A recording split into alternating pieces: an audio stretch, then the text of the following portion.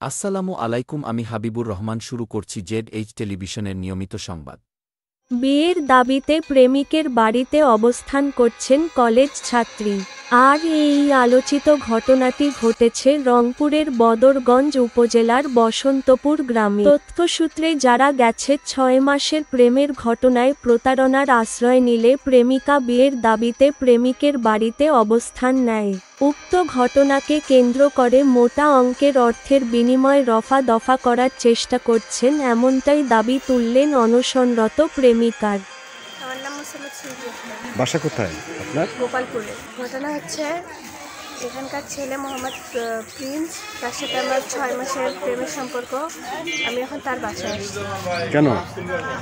তার সাথে আমার একটা সম্পর্ক, এখন সে আমাকে মানতেছে না, সে আমাকে নাকি বিয়ে করবে না।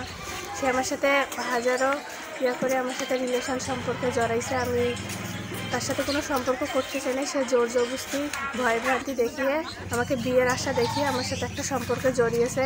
আমাকে সে এখানে ওখানে নিয়ে ঘুরে বেরিয়েছে। সে যেটা বলছে আমি ওইটা করছি, যেখানে নিয়ে গেছে ওখানে গেছি। এখন সে আমাকে মানতেছে না। এখন আমার দাবি একটাই, এখন আমাকে ছেলেকে এনে দেন, আমার বিয়ে জেড টেলিভিশন।